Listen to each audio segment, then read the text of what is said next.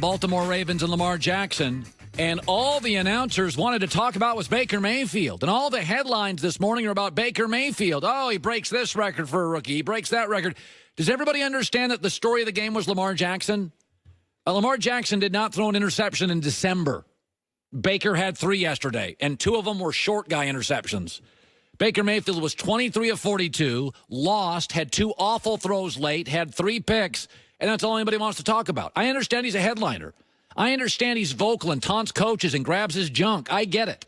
And he's got a big ego, and he's fun. He's always welcome on my show. I don't think he's a bad kid. He's not my type of quarterback, but I think he's a good kid. He's fun for Cleveland. But he was not the story yesterday. He had a 2.5 passer rating when blitzed.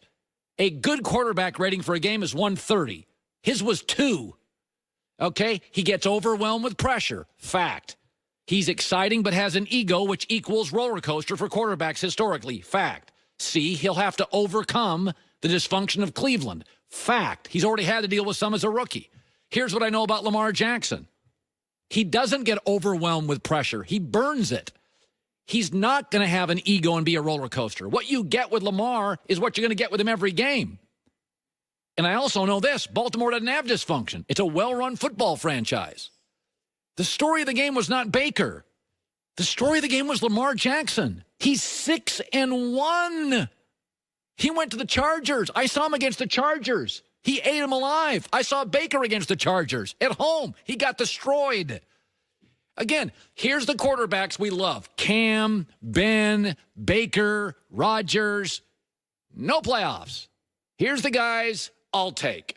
Deshaun Watson, Wilson, Luck, Dak, who drives me nuts. Foles now. No big personality. Very coachable. Not big egos. Don't fall for the headline guys. None of them made the playoffs this year. Garoppolo's with an adult star. Not playing. Aaron Rodgers, hurt again. Big Ben, underachieved. Cam, never had a back-to-back winning season. Baker, 3 picks yesterday. 2 of them short guy picks. We got to stop this whole thing. The guys I'm betting on are the Lucks and the Wilsons and the Brees and the Deshaun's, the guys that aren't quotable. And with that, Chief content is not ready yet, Albert? Not quite yet. All right, give me a heads up. And this is not a shot at Baker. But I'm watching that game yesterday, and people are just going on and on and on, and I'm like, the guy that's, by the way, Baker Mayfield is exactly what I thought he would be. Short, marginally athletic, bizarrely accurate, cocky, taunting, grabbing his stuff, and he adds an energy and a juice to a franchise. He's kind of a chippy guy. He's exactly what I thought he would be. No big surprise here. I mean, Colin, yesterday he had 3 picks. By the way, he called me out on Twitter. He said, Merry Christmas to everybody. Great time of the year. Even to you, Colin Cowherd, you Grinch. By the way, I don't dislike him. I would bring him on the show tomorrow. I think he's a great guest. I think he's a smart kid. I don't think he's a bad guy.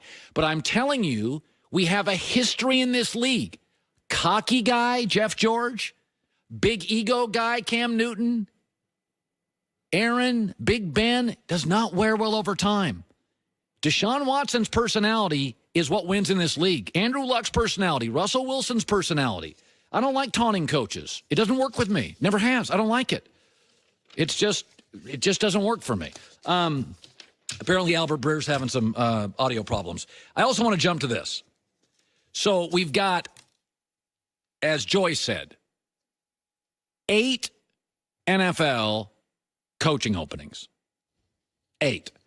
And we can put them all up there. It's Arizona, Green Bay, Cleveland, Denver, Jets, Miami this morning, Cincinnati this morning, and Tampa Bay. So listen, they didn't win enough games, and they're all getting fired. I have 3 what I think are kind of strong opinions on all the coaching openings. My first is Adam Gase won 13 of 24 games with a bunch of new players, Ryan Tannehill, Jay Cutler stuff, kind of impulsive, dysfunctional ownership.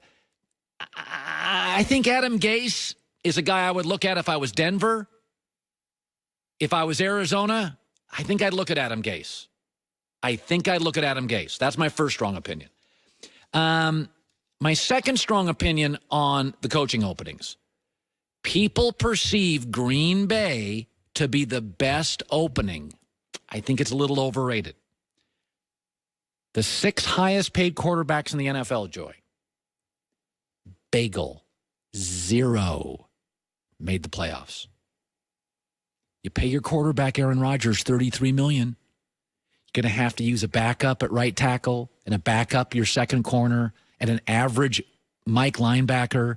You're not going to be able to re-sign your stud wide receiver. I think the Green Bay job, Aaron Rodgers is 35.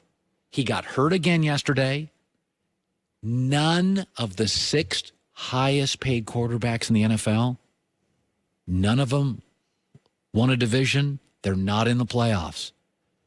This is a salary cap league. It's not baseball where the Yankees have endless revenue streams. You pay a quarterback $29 million, you're going to have to sacrifice elsewhere. So my first takeaway is Adam Gase. If I'm Arizona, I'd take a look at him. Number 2, Green Bay is not the job everybody thinks it is. And my third is this. Jim Harbaugh got to a Super Bowl. Jim Harbaugh was successful in the NFL. Don't kid yourself. Jim Harbaugh is now a college coach at Michigan. 4 of Michigan's best players sat out of the bowl game because they wanted to prepare for the NFL. Ask yourself this. This is a growing trend. Okay, it's a drip, drip, drip. Last year it was 1 player. The next year it was 3 players. Oh, it's just going to continue. No. Now it was 4 players on 1 team. By next year, you are going to be seeing the entire first round sit. This is not going anywhere. This is a massive growing trend. And Jim Harbaugh's always been very calculated. He knows when to exit and when to enter. He's a very smart guy. You're at Michigan. Your players at the end of the year don't even want to play college football. How does Jim Harbaugh not consider that? I'm Jim Harbaugh. I got NFL teams want me. I got college teams. I am now in a sport with a growing problem. At Michigan, I cannot recruit with Clemson and Alabama. In my geographical footprint, I can't get their dudes. So my last game, every year, I'm going to have to play one of those big Southern teams and get the you-know-what kicked out of me. And secondly, my best players, they don't even want to play unless we're playing for the national championship. So Adam Gase, strongly consider him. Green Bay, not as good a job as you think. And Jim Harbaugh, he has been a great exit guy.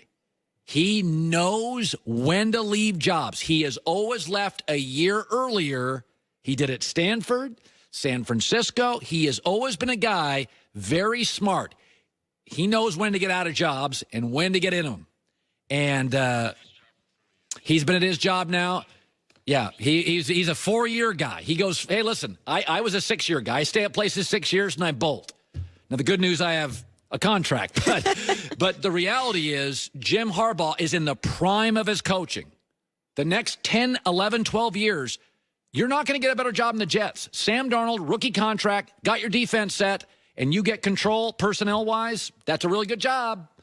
At Green Bay, Aaron Rodgers, I don't think it's as good as the Jets. Maybe not be as good as Cleveland. But Aaron Rodgers, interesting. By the way, Harbaugh spent 4 at Stanford, 4 at the Niners, 4 at Michigan. He has a track record. I'm just saying.